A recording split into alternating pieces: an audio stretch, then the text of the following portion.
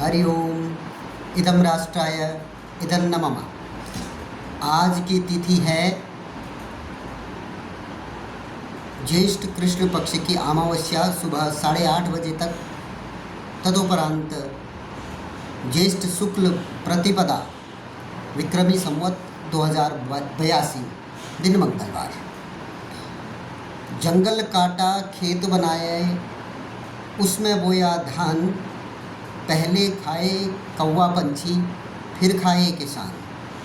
हमारे देश की यह हर घर की कहानी रहती है। हमारा देश कृषि प्रधान देश रहा है, कृषि पर ही आधारित हमारा जीवन रहा है और हमारे देश के जो भी व्यवसाय हुआ करते थे वह कृषि से संबद्ध ही हुआ करते थे।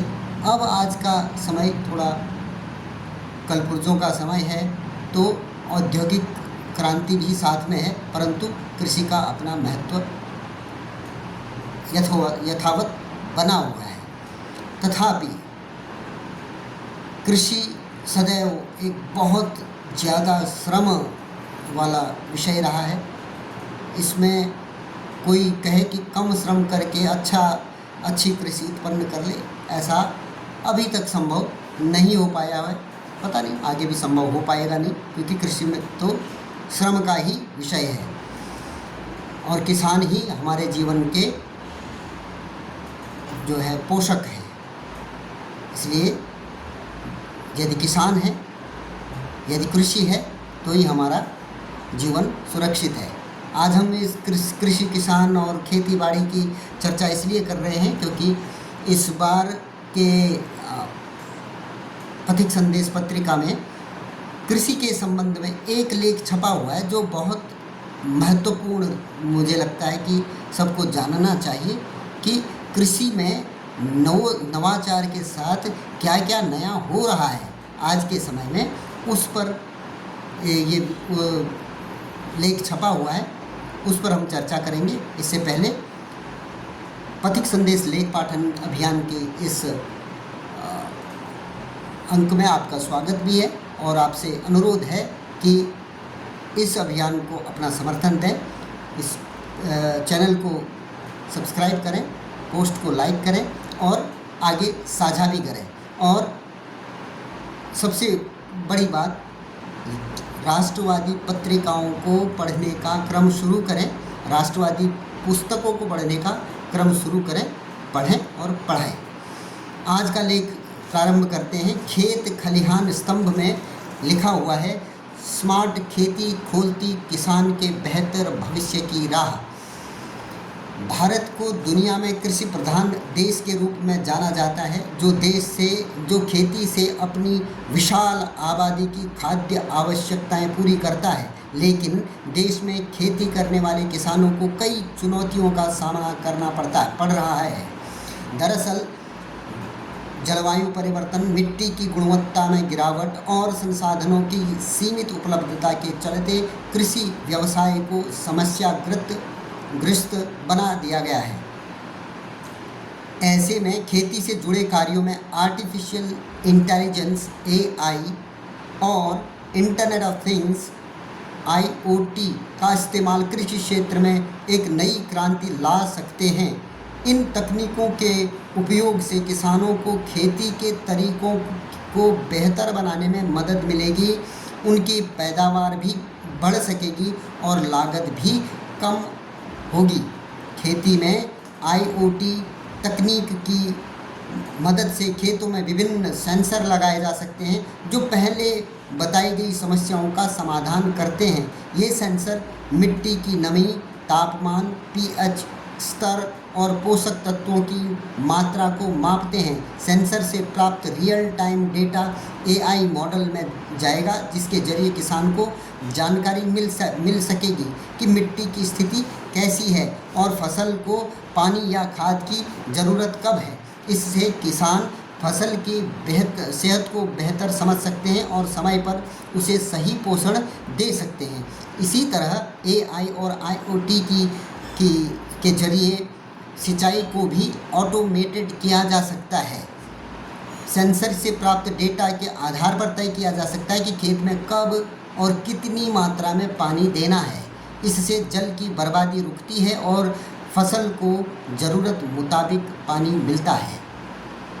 तकनीक के प्रयोग से फसलों में लगने वाले रोगों और कीटों का प्रबंधन अब पहले से आसान हो गया है। पहले किसान तब तक इंतज़ार करते थे जब तक किसी की बीमारी पूरी फसल को नुकसान न पहुंचा दे, लेकिन अब एआई आधारित मोबाइल ऐप जैसे प्लांटिक्स और एग्रीबोट ने इस समस्या का समाधान कर दिया है।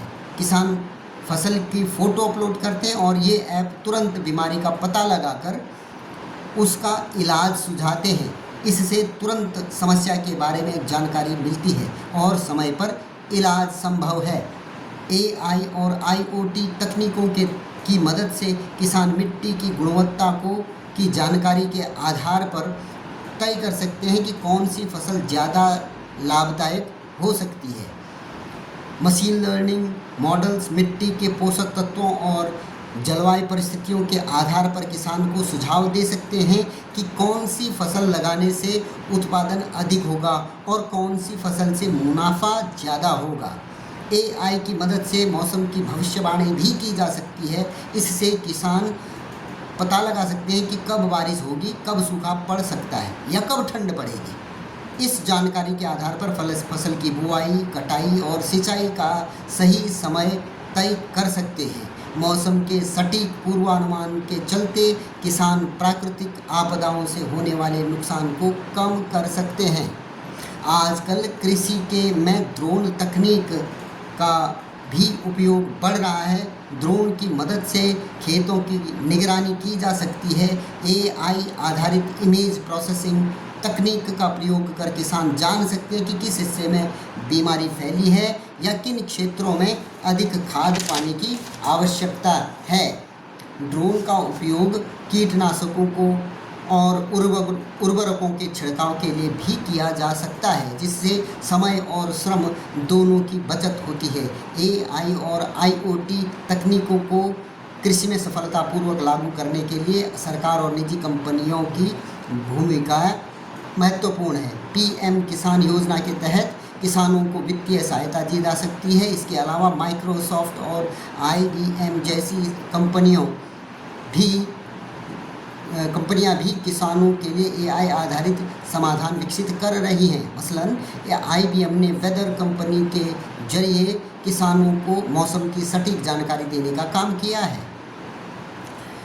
हालांकि एआई और आईओटी खेती के क्षेत्र में बड़े बदलाव ला सकते हैं, लेकिन अब भी कई चुनौतियां बनी हुई हैं। छोटे किसानों की स्मार्टफोन और इंटरनेट तक पहुंच सीमित है। इसके अलावा एआई और आईओटी आधारित उपकरणों की शुरुआती लागत काफ़ी ज़्यादा है, जो छोटे और सीमांत किसानों के लिए बड़ी बाधा बन सकती है। वहीं नई तकनीकों को अपनाने के लिए प्रशिक्षण और तकनीकी ज्ञान की भी आवश्यकता होती है, जो वर्तमान में कई किसानों के लिए उपलब्ध नहीं है। साथ ही कि ग्रामीण क्षेत्रों में इंटरनेट कनेक्टिविटी और बिजली की समस्या भी एआई और आईओटी की को प्रभावी क्रियान्वयन में बाधा कर बन सकती है। इसके लिए सब्सिडी, कम लागत वाले सेंसर और मुफ्त इंटरनेट कनेक्टिविटी की सुविधा प्रदान करने की ज़रूरत है। इससे छोटे किसान को भी आधुनिक तकनीक का लाभ उठा सकेंगे। पूरी तरह से एआई और आईओटी को कृषि में लागू करने के लिए समय, धन और सही रणनीति की आवश्यकता होगी। इसके लिए सब्सिडी, प्रशिक्षण कार्यक्रम और तकनीकी सहायता जैसे उपाय अपनाए जा सकते हैं, ताकि हर किसान इन नवीन तकनीकों का लाभ उठा सके और कृषि की उत्पादकता में इजाफा कर सके। ये एक महत्वपूर्ण लेख है। ये आज की परिस्थितियों के अनुसार जो एक क्रांतिकारी परिवर्तन हो सकता है कृषि के क्षेत्र में। पहले से हम जानते हैं कि हमारे देश में पिछले कुछ दशकों में किसान आत्महत्या करने को भी बस हो रहे थे। उनको पता नहीं चलता था कि कब मौसम की मार पड़ेगी और उनकी फसल बर्बाद हो जाएगी। अब इन तकनीकों के माध्यम से पूर्वानुमान लगाया जा सकता है और अपनी क्षति को सीमित किया जा सकता है। और साथ ही जो अन्य उपक्रम हैं, जैसे किसान को मदद करने वाली जो भी योजनाएं हैं, उनके माध्यम से किसानों में जो समस्याएं उत्पन्न होती हैं उनको सीमित किया जा सकता है और कृषि को एक लाभप्रद व्यवसाय के रूप में विकसित किया जा सकता है।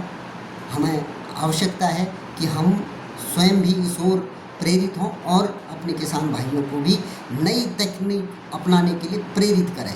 किचन गार्डनिंग का भी आजकल बहुत चलन है, तो किचन गार्डनिंग की जा सकती है, पर्यावरण भी उससे सुरक्षित, अपना परिवार भी सुरक्षित।